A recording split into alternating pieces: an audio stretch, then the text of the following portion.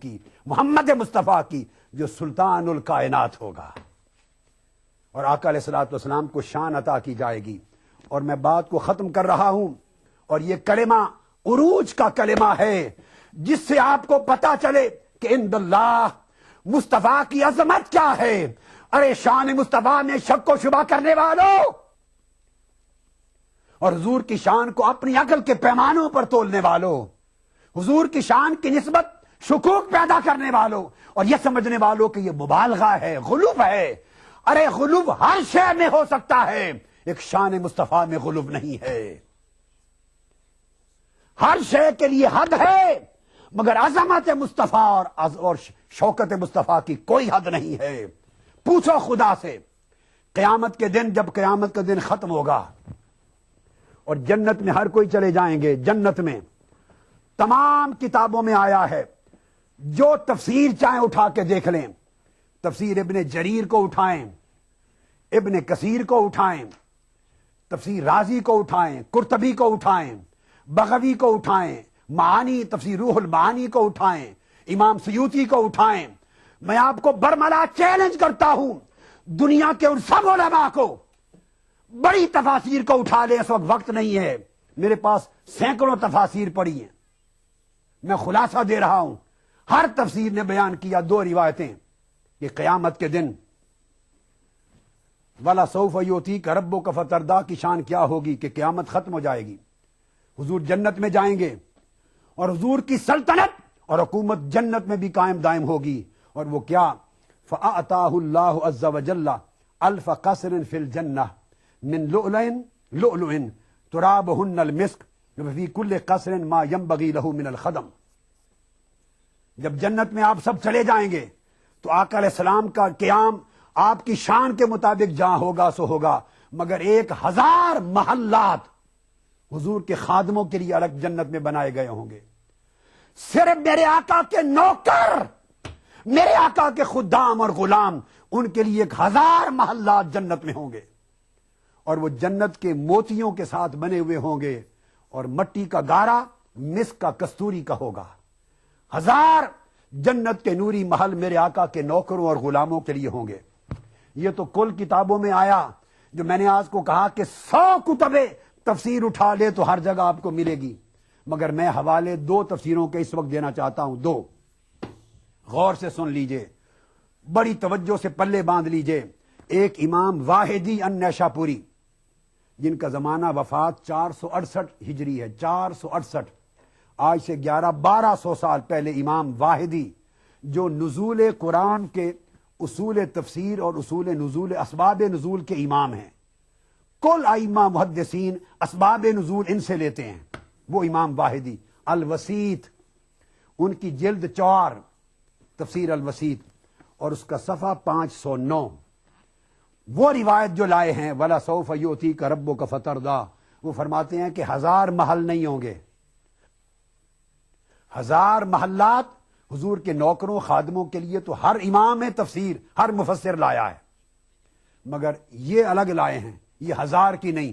ان کے الفاظ پر سناتا ہوں، الوسیط صفحہ 509 جلد 4، فرماتے ہیں فَأَعْطَاهُ اللَّهُ أَلْفَ قَصْرٍ فِي كُلِّ قَصْرٍ مَا يَنبَغِي لَهُ مِنَ الْخَدَمِ، کہ آقا علیہ السلام کے صرف نوکروں اور غلاموں کے لیے 10 لاکھ محلات جنت میں تیار کیے گئے، 10 لاکھ محلات، 1 million palaces، 1 million palaces just for the workers of Holy Prophet صلی اللہ علیہ وآلہ وسلم۔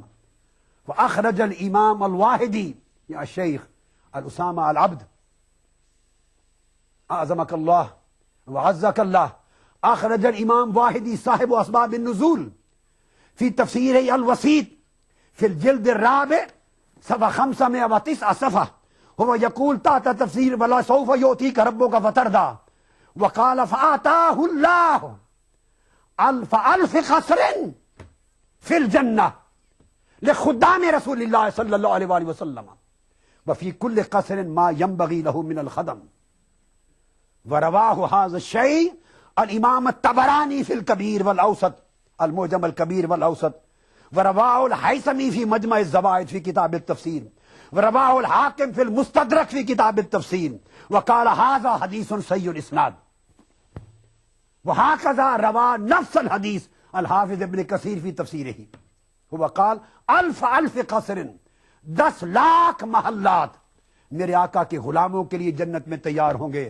ارے خدا کی قسم، آپ نے شہنشاہ روم کو بھی دیکھا، آپ نے کیسر روم بھی دیکھا، آپ نے کسرائے ایران بھی دیکھا، آپ نے نجاشی حبشہ بھی دیکھا، آپ نے امریکہ کے بادشاہ بھی دیکھے، آپ نے رشیا کا دور بھی دیکھا، آپ نے برطانیہ کا بھی دیکھا، دنیا کے شہنشاہ دیکھے۔ ارے کوئی حاکم، کوئی بادشاہ، کوئی شہنشاہ، خدا کی قسم، ارے عاشقان رسول، ارے غلامان رسول، حضور کی عظمت میں شک کرنے والوں کو بتا دو، ارے مشائخ اور علماء، کوئی بادشاہ دنیا کا ایسا دیکھا جس کے غلاموں اور نوکروں کے لیے صرف 10 لاکھ محل تیار کیے گئے ہوں؟ ملکہ برطانیہ، ایک دور تک کہتے تھے برطانیہ عظمیٰ کہ اس کی 9 آبادیات میں سورج غروب نہیں ہوتا۔ رشیا کا ایک زمانہ تھا، پوری آدھی دنیا سے زیادہ حکمرانی تھی۔ امریکہ بہت بڑا supreme power of the world ہے۔ بڑے بڑے زمانہ قدیم میں سکندر اعظم کو دیکھا، شہنشاہ روم اور کسرا ایران کو دیکھا، ابرہا کو دیکھا، مگر آج کے دن تک کوئی بادشاہ ایسا نہ پڑھا نہ سنا کہ جس کے نوکروں اور خادموں کے لیے 10 لاکھ محل ہوں۔ اس کی اپنے محل کی شان کیا ہوگی؟ اس لیے میں کہتا ہوں کہ سلطنت مصطفیٰ جیسی کوئی سلطنت نہ اول تھی نہ آخر ہے۔ حضور سلطان ہیں، میرے آقا بادشاہ ہیں، میرے آقا شہنشاہ ہیں، میرے آقا حاکم کل ہیں، میرے آقا خدا کے نائب ہیں۔ ہوا نائب اللہ تعالی، ہوا نائب اللہ تعالی علی الارض وعلی السماء فی زمانہ من قبل و زمانہ من بعد من بدء الخلق الى آخر الخلق۔ هو نائب اللہ تعالی وجنوب عنہ سلطنتہ ومملکتہ وبلادہ وہیبتہ وقدرتہ وقوتہ۔ یہ تو حدیث تھی جو میں نے امام واحدی کی لی، اور بات ختم کرنے کے لیے کہ یہاں مہر ثابت ہو جائے گی، اسی حدیث کو امام حافظ ابن کثیر نے لیا ہے۔ حافظ ابن کثیر جو علامہ ابن تیمیہ کے شاگرد، جس کو سعودی عرب میں، عرب دنیا میں، عالم عرب و عجم میں ہر جگہ سند کے طور پہ پڑھایا جاتا ہے، حافظ ابن کثیر نے بھی 1000 محلات کی روایت نہیں لی۔ وہ پڑھ لیں، عن علی بن عبداللہ بن عباس عن ابیہ، عبداللہ ابن عباس روایت کرتے ہیں۔ وقال الامام ابو عمرو الاوزاعی، میں نقل کر رہا ہوں پوری سند کو، عن اسماعیل بن عبید اللہ بن ابی المہاجر المخزومی عن علی بن عبداللہ عن عبداللہ بن عباس رضی اللہ تعالی عنہ، وہ فرماتے ہیں فسر بقولہ تعالی وَلَسَوْفَ يُؤْتِيكَ رَبُّكَ فَتَرْضَىٰ وقال فآتاه في الجنة ألف قصر وفي كل قصر ما ينبغي له من الخدم وقال هذا اسناد صحیح الى ابن عباس۔ هذا ما قال الحافظ ابن کثیر، هذا اسناد صحیح الى ابن عباس۔ کہتے ہیں عبداللہ ابن عباس تک اس حدیث کی سند صحیح ہے۔ کہتے ہیں کہ جنت میں حضور کی سلطنت ایسے آشکار ہوگی کہ 10 لاکھ محلات میرے آقا کے غلاموں اور نوکروں کو دیے جائیں گے۔ ارے آپ اندازہ کر لیں، جس شہنشاہ کے غلاموں نوکروں کے محلات 10 لاکھ ہوں، اس کی اپنی عظمت کا عالم کیا ہوگا؟ تو میرا پیغام یہ ہے، لوگو، دنیا کی شہنشاہی میں کچھ نہیں، لات مار دو، مادیت میں کچھ نہیں ہے، ساری عزتیں میرے مصطفیٰ کے قدموں میں آ جانے میں ہیں، ساری عظمتیں مصطفیٰ کی غلامی میں آ جانے میں ہیں، ساری کرامتیں مصطفیٰ کے عشق و محبت میں ہیں، اور ساری تمکنتیں مصطفیٰ کی اطاعت و اتباع میں ہیں۔ آج کی رات لاکھوں کی تعداد میں حضور کا میلاد سنا، اور ذکر میلاد رسول میں حضور کی سلطانی کا ذکر سنا، شہنشاہی کا ذکر سنا، حضور کی مملکت کا ذکر سنا، ابتدائے کائنات سے جنت تک کے زمانے پر محیط حضور کی حکومت کا ذکر سنا۔ ارے آپ چاہتے ہیں کہ ان 10 لاکھ محلات میں جس میں حضور کے نوکر رہیں گے کہ آپ بھی ان نوکروں میں شامل ہو جائیں؟ ہاتھ اٹھا کے بتائیں، ہاتھ اٹھائیے. کیا نہیں چاہتے کہ ان نوکروں میں ہمارا نام بھی شامل ہو جائے؟ حضور کے خدام میں، غلاموں میں، اگر حضور کے غلاموں میں اپنا نام شامل کرنا ہے تو آج سے زندگی کو بدلنے کا عزم کیجئے. عشق مصطفیٰ کی شمع جلا لیجئے، محبت مصطفیٰ کے چراغ روشن کر لیجئے. پلک کے نظاروں زمین کی بہاروں سبھی نے مناؤ حضور آ گئے. اپنائیے میلاز اسکن کریم. اس کو صرف رات میں استعمال کرنے سے آپ کو ملے فیس پرابلم سے آزادی. اب فیس پرابلم کو کہیے بائے بائے. ایلی فارماسیوٹیکلز دوارا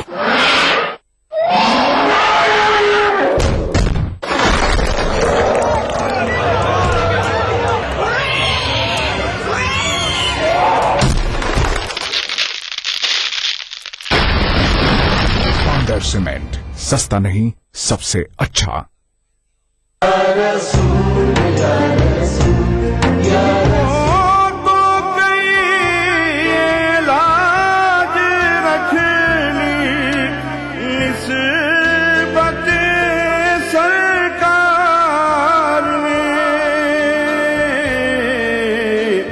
ورنہ کیا تھا حشر کے دن میرے خالی ہاتھ میں. پھر عشر کی گرمی سے ڈرنے کی ضرورت کیا، روزے پہ انہیں تو نے جب نعت سنا لی ہے. کا جینا تو بے کسی ہے،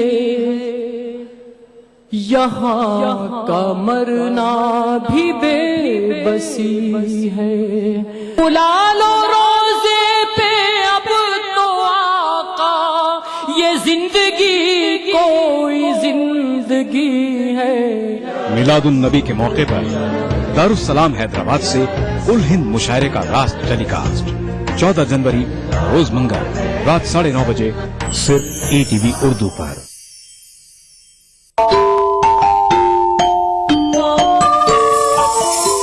اسلام فار کڈز یعنی اسلام بچوں کے لیے. اس پروگرام میں قرآن اور حدیث کے قصے اور واقعات، حضرت محمد صلی اللہ علیہ وسلم اور صحابہ کی زندگی کے حالات اور اسلامی تعلیمات کے اہم واقعات پیش کیے جائیں گے. اس میں ہمارے لیے سبق ہے، گائیڈنس ہے اور رہنمائی کا سامان ہے. اسی کے ساتھ ساتھ اسلامی تعلیمات کی وہ باتیں بھی ہم آپ کے سامنے رکھیں گے جس میں مورل ویلیوز سکھائی گئی ہیں تاکہ ہم اپنے اندر اعلیٰ کیریکٹر، اعلیٰ اخلاق پیدا کر سکیں اور دنیا اور آخرت میں کامیابی حاصل کر سکیں.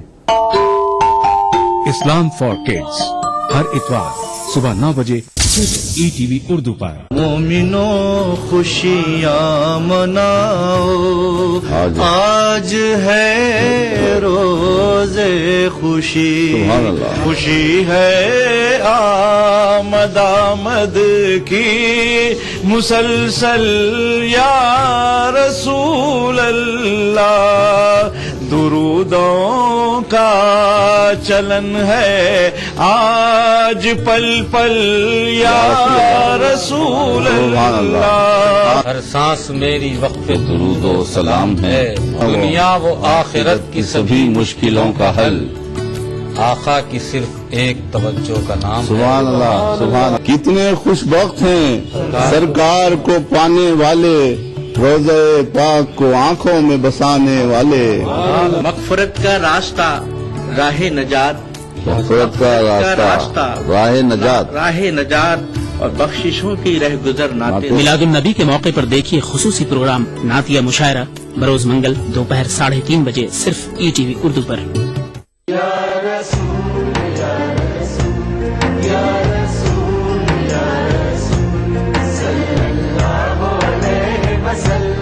ساری کائنات مسرور ہے، جشن میلاد رسول ہے. اے نبیوں کے سردار، نگاہ عشق و مستی میں وہی اول وہی آخر، وہی قرآن वही फुरकान, वही यासीन, वही ताहा। मैं आया तेरे दरबार, मैं आया तेरे दरबार, मेरी तुझ पे इंसानियत के लिए मोहसिन इंसानियत का पैगाम सीरत रसूल के मुख्तलिफ गोशों का अहाता करता हुआ लाइव फोन इन प्रोग्राम, हुब्बे नबी से सरशार नातों का हसीन गुलदस्ता, जश्न मिलादुन नबी, हर पीर से जुमा रात 10:30 बजे सिर्फ ETV उर्दू पर।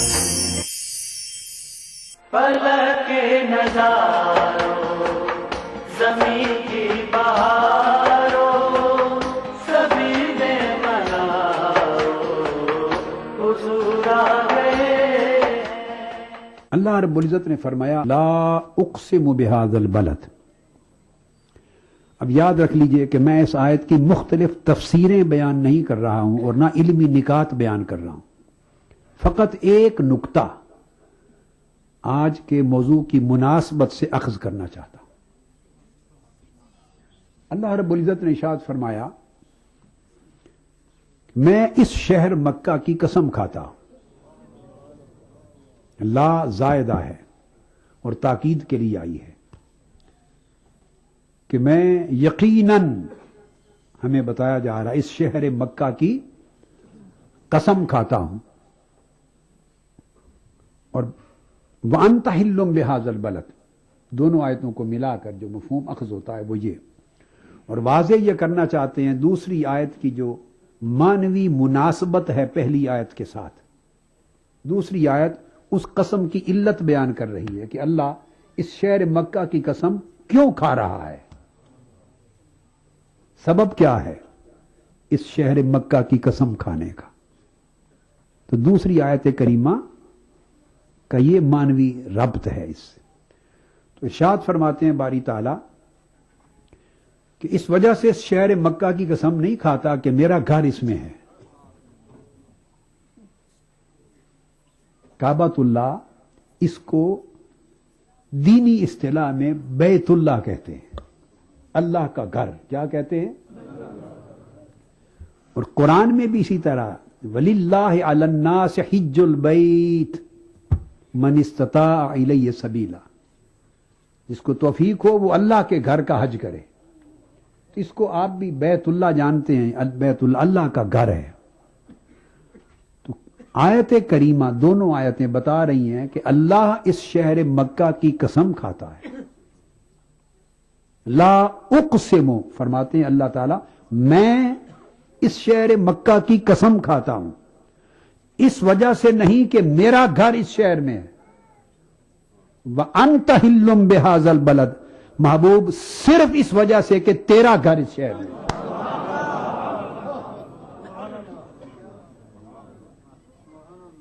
इस बात को समझने की जरूरत है। काबतुल्लाह की फजीलत अपनी जगह, शर्क ता गर्ब पूरी दुनिया के मुसलमानों को आदम अलैहिस्सलाम के जमाने से लेकर इब्राहीम अलैहिस्सलाम के दौर तक, फिर इब्राहीम अलैहिस्सलाम ने ताबीर किया उस वक्त से लेकर अहदे नबुव्वत तक, अहदे नबुव्वत मुहम्मदी तक, और आका अलैहिस्सलाम के अहद मुबारक से लेकर आज तक और आज से क़यामत तक पूरी दुनिया इस्लाम के लोग इस अल्लाह के घर की तरफ आते रहेंगे।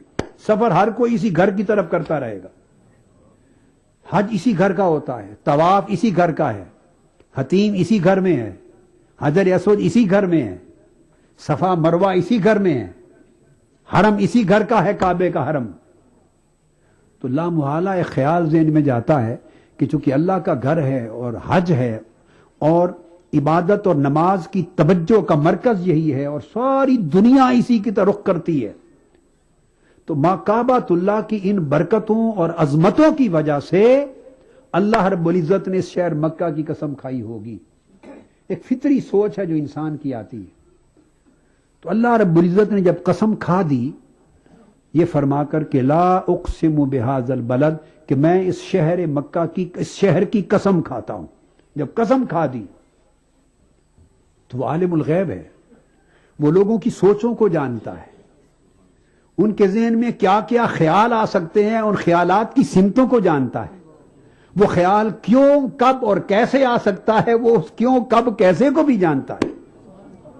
उसने जाना کہ میں نے جب اس شہر مکہ کی قسم کھا لی ہے تو لوگ یہ سوچیں گے کہ اس وجہ سے کھائی ہے کہ میرا گھر یہاں ہے، کعبہ یہاں ہے، حج یہاں ہوتا ہے، عمرہ یہاں ہوتا ہے، اس وجہ سے قسم کھائی ہے. تو اس نے لوگوں کے ذہنوں میں ایسا خیال آنے سے قبل اس خیال کی جڑ کو کاٹ دیا کہ کوئی یہ خیال نہ کرے کہ میرا گھر کعبۃ اللہ یہاں ہے اس لیے قسم کھا رہا ہوں. نہیں، فقط اس لیے قسم کھا رہا ہوں کہ وَأَنْتَ حِلٌّ بِهَذَا الْبَلَدِ، محبوب آپ کا گھر اور آپ کا گھومنا پھرنا اس شہر میں ہے.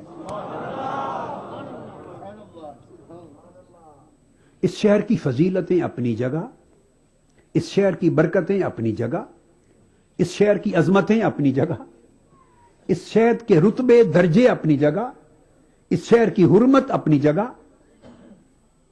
ہر شے اپنی جگہ حق ہے، اس کا انکار نہیں ہے. مگر ان ساری حرمتوں اور ساری عظمتوں اور ان ساری برکتوں، ان ساری سعادتوں اور ان ساری عظمتوں کے باوجود یہ شہر اللہ کے قسم کھانے کے قابل نہیں ہوا. اللہ نے ان حرمتوں، برکتوں، عظمتوں اور سعادتوں کی وجہ سے اس شہر کی قسم نہیں کھائی. ہاں، اس شہر کو ایک نسبت اور عظمت ایسی ملی ہے، ایک نسبت اور عظمت ایسی ملی ہے کہ اس نسبت نے اس شہر کو اللہ کی قسم کے قابل بنا دیا ہے. اس ایک نسبت نے. اور اللہ رب العزت نے صراحتاً دوسری آیت میں اس کو واضح کر دیا، فرمایا وَأَنْتَ حِلٌّ بِهَذَا الْبَلَدِ، لوگو میری قسم کو سن کر دھیان تمہارا کعبے کی طرف نہ چلا جائے، میری قسم سن کر صفا مروہ کی طرف نہ چلا جائے، میری قسم کا سن کر دھیان تمہارا حج اور عمرہ کی طرف نہ چلا جائے، حرمت شہر مکہ کی طرف نہ چلا جائے. ساری حرمتیں، برکتیں، عظمتیں اپنی جگہ، مگر میں رب ہو کر اس شہر مکہ کی جو قسم کھا رہا ہوں وہ صرف اس لیے کہ میرے مصطفیٰ کا گھر اور قیام و مسکن یہاں ہے. یہ تو دوسری آیت کریمہ کی معنوی مناسبت تھی. پہلی آیت تھی اللہ کی قسم کی تفسیر تھی، اللہ کی قسم کی علت بیان کر دی تھی. پھر اللہ رب العزت چونکہ رب ہے، یہ بھی امکان ہو سکتا ہے کہ اتنی وضاحت کے باوجود بھی کسی کے ذہن میں کوئی خیال آئے، تو اللہ رب العزت نے اس پر ایک تیسری آیت وارد کر دی اسی پر. اور وہ کیا فرمایا؟ وَوَالِدٍ وَمَا وَلَدَ. ایک اور قسم کھا دی کہ شہر مکہ کی قسم کھاتا ہوں صرف اس لیے کہ محبوب آپ کا قیام اور مسکن اس شہر کا ہے. اور پھر یہاں بات ختم نہیں کی، آگے آقا علیہ السلام کے میلاد کی قسم کھائی. الحم سے والناس تک اور پہلے انبیاء علیہ السلام کی مقدس کتابوں اور صحیفوں تک دیکھیے، اللہ نے کسی پیغمبر کے میلاد کی قسم نہیں کھائی، صرف میلاد مصطفیٰ کی قسم کھائی ہے. پہلے شہر مکہ چونکہ مولد مصطفیٰ ہے، حضور کے میلاد کا شہر ہے، حضور کی ولادت کا مکان ہے، ولادت کی جگہ ہے، تو حضور کے مسکن و مولد کی قسم کھائی. اور پھر فرمایا وَوَالِدٍ وَمَا وَلَدَ، اور قسم ہے ہر اس والد کی محبوب جس کے صلب سے آپ کا نور گزرتا رہا.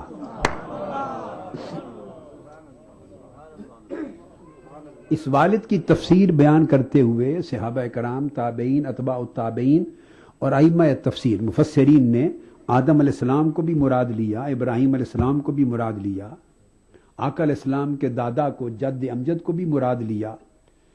میری کتاب ہے کشف الغطاء فی معرفت الاقسام للمصطفیٰ، عربی میں ہے، یہ پوری کتاب عربی میں. اس میں نے یہ تمام تفصیلات حوالوں کے ساتھ ائمہ تفسیر اور صحابہ اور تابعین کے ریفرنسز کے ساتھ بیان کی. میں ان ڈیٹیلز میں نہیں جانا چاہ رہا، مگر اللہ رب العزت نے ایک عجیب قسم انداز اپنایا قسم کا. آدم علیہ السلام بھی جد الانبیاء ہیں. آقا علیہ السلام کا نور عالم بشریت میں ان کی صلب کے ذریعے منتقل ہوا، مگر تنہا ان کا نام نہیں لیا. ابراہیم علیہ السلام وہ پیغمبر ہیں جنہوں نے آقا علیہ السلام کی ولادت و بعثت کی یہاں کھڑے ہو کر دعا کی تھی کہ باری تعالیٰ مجھے اپنے محبوب مصطفیٰ کا دادا بنا دے. ربنا وجعلنا مسلمین لک ومن ذریتنا امتا مسلمتا لک.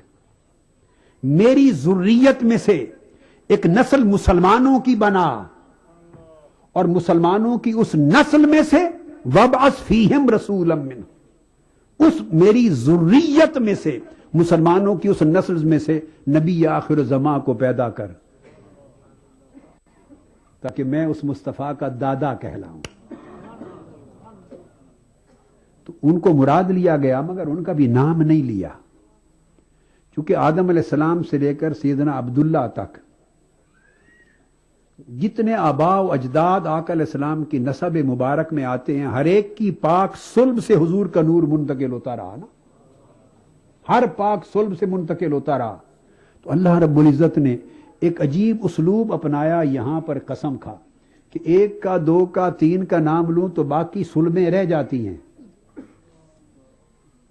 فرمایا ووالدن تنکیر کے ساتھ جو عموم پہ دلالت کرتی ہے. فرمایا میرے محبوب ہر اس پاک صلب کی قسم جسے آپ کے نسب میں آپ کے آباء و اجداد میں داخل ہونے کا شرف حاصل ہوا.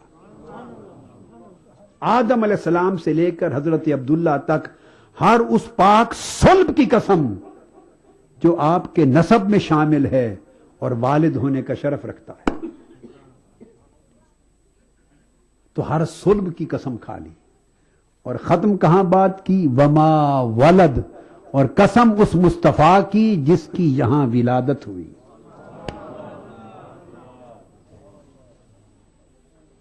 جس کی ولادت ہوئی. اب جو بات میں عرض کرنا چاہتا ہوں وہ یہ کہ مکہ معظمہ ایک شہر ہے اور اس کے اندر کئی اماکن ہیں. ارد گرد مزدلفہ بھی ہے، عرفات بھی ہے، مینا بھی ہے، اور صفا مروہ بھی ہے، اور کعبۃ اللہ. یہ بے شمار اماکن مقدسہ ہیں، مقدس جگہیں ہیں، اور ان سب کی حرمتیں اور عظمتیں.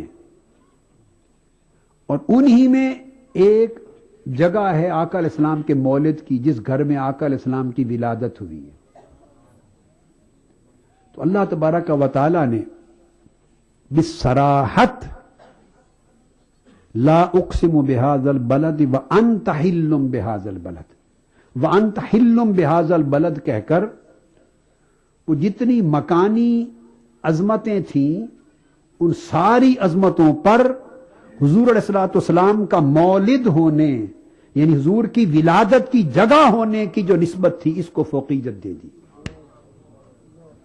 تو گویا مکہ کی افضلیت ان ساری برکتوں سے بڑھ کر مولد مصطفیٰ ہونے کے باعث ہو گئی. آپ میری بات کو سمجھیں، مکہ کی افضلیت حضور کا مولد یعنی مقام ولادت مصطفیٰ ہونے کے باعث مکہ کی افضلیت ساری فضیلتوں پر فوقیت لے گئی. اب یہ نقطہ میں نے اس لیے سمجھایا، اس کو کہتے ہیں فضیلت مکانی. کیا کہتے ہیں؟ کہ ایک جگہ کی فضیلت باقی جگہوں کی فضیلتوں سے اوپر ہو جاتی ہے، فوقیت لے جاتی ہے. فضیلت مکانی. تو جس طرح اس کا قاعدہ آپ نے قرآن سے سمجھ لیا اور اس میں کسی مفسر کا اختلاف نہیں ہے. اگر آپ 1000 کتب تفسیر کی اٹھا لیں، وَأَنْتَ حِلٌّ بِهَذَا الْبَلَدِ اور وجہ قسم الہی کی کوئی اور سبب کسی ائمہ تفسیر میں سے کسی ایک نے بھی آج تک اس پر اختلاف نہیں کیا.